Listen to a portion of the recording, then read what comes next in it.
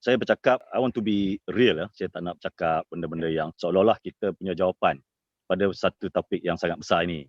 Apatah lagi di dalam konteks, dia panggil the VUCA world. What is the VUCA world?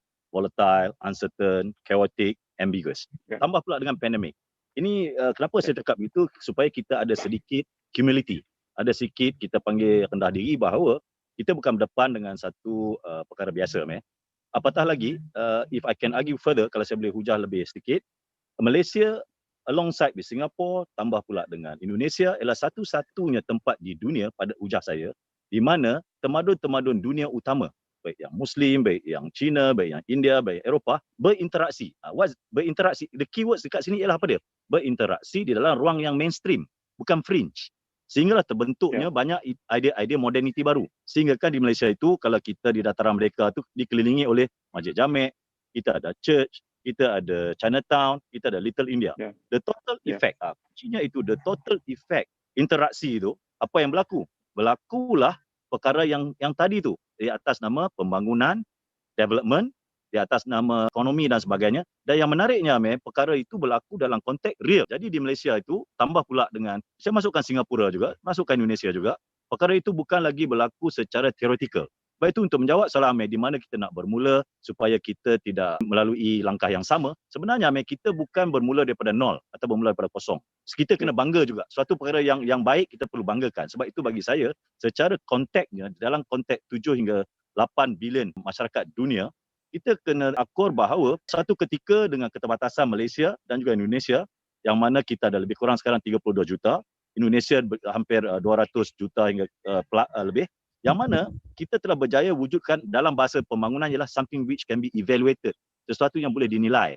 Contohnya, sekiranya kita bercakap mengenai keberagaman agama, ada contohnya. Persoalannya, nak ke depan ni, kita tak nak nanti apabila kita ke depan, kita gelonsor.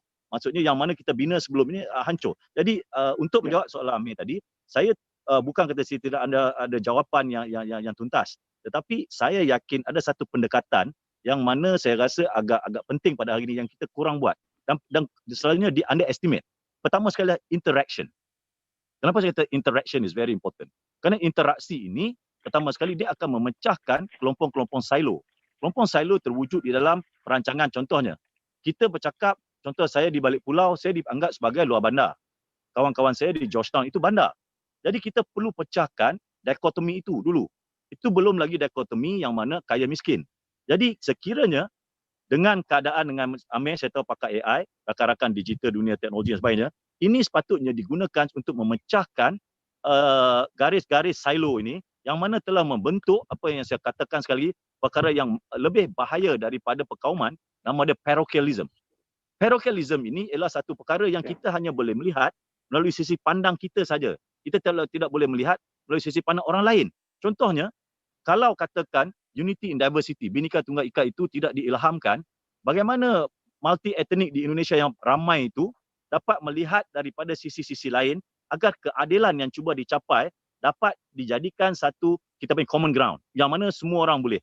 Itu dalam konteks dari sisi filosofinya. Tetapi saya tengok cabaran yang lebih menarik lagi pula ialah bagaimana kita nak menjadikan bahawa di atas nama nation building, the most important thing ialah we are delivering public goods. Kita menyampaikan manfaat rakyat. Contohnya, ada setengah tempat, contohnya di Sabah dan Sarawak, public goods ni ialah security, keselamatan.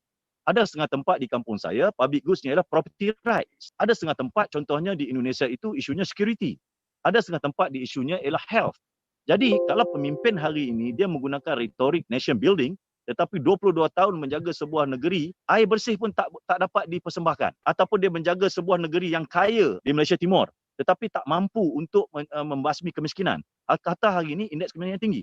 Contohnya sini, bayangkan kita mengambil pendekatan yang lebih positif sikit, lebih imaginatif. Bayangkan, kalaulah falsafah bulat air kerana pembentung, bulat kata kerana muafakat itu dikaji oleh pemikir-pemikir the core competence di IMSA dan ISG, saya percaya the science of muafakat itu, muafaqah itu, kalau Asyatibi tulis di Tunisia itu, dia akan menggambarkan how air yang bulat itu boleh menjadi, air mencapai itu menjadi bulat, dan sehinggakan ia boleh mewujudkan satu perkara yang harmoni. You can walk the talk. Okay, jadi persoalannya, macam mana nak buat benda tu? Okay, persoalan saya ialah, don't limit the ceiling. Sebab tu bagi saya, what we have to encourage now, bagi saya, Amir, saya, mereka di kampung, mereka di bandar, we have to encourage interaction. Jadi selalu buat joke kat kawan-kawan di Jakarta, saya kata isunya interaksi Pak, bukan emosi. Isunya ialah kolaborasi, bukan kolusi. Jadi itu yang sebenarnya, tapi that's not happening. Bayangkan Amin, now 1 hour plus kita sudah sampai di Jakarta. 1 hour plus kita sudah sampai di East Timor. Now we are living with a new region. Tetapi pemikiran kita masih lagi, dan bayangkan hari ini kalau Buya Hamka ada, Tan Malaka ada, Agus Salim ada hari ini, Soekarno ada hari ini. Soekarno mengumpulkan bijak pandai pimpin dunia 1955 di Bandung. Airportnya militeri Pak. Buya Hamka datang ke Malaysia dan dianggap sebagai ulama kita. Kita tidak pernah menganggap Buya Hamka sebagai ulama Indonesia. Dan bayangkan hari ini dengan apa yang berlaku dengan pendekatan teknologi, saya percaya Asia, Google, Facebook dan sebagainya, yang saya kata, we are living in a new world, tetapi kita terutama sekali di dalam mengangkat umat, we have to start with interaction. Bila dah ada interaction, mulanya interaksinya di peringkat sini. Interaksi kedua, minum kopi kedua di sini. Interaksi yang ketiga di sini. Sebab itu saya percaya apa yang Jokowi cakap itu dalam konteks lain, demokrasi pertama sekali, you have to learn to listen. Kita perlu belajar mendengar.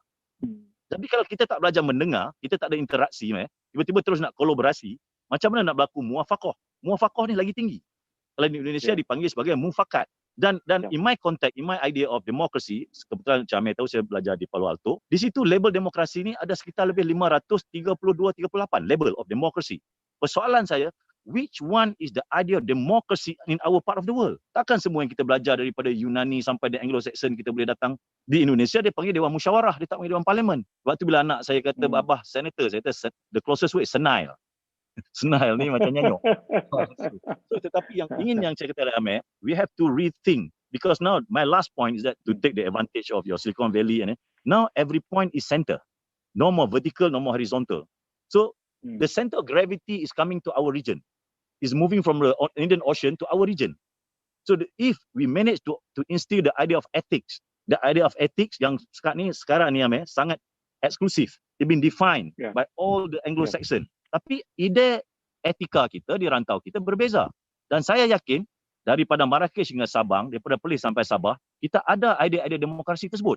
Jadi bayangkan hari ini, bukan saja kita kurang membuat itu, we have to go a step further to faham balik yang dikatakan dalam pemasyuran kemerdekaan itu, Malaysia patut dibangunkan di atas idea liberty. Dalam bahasa kita, liberty apa?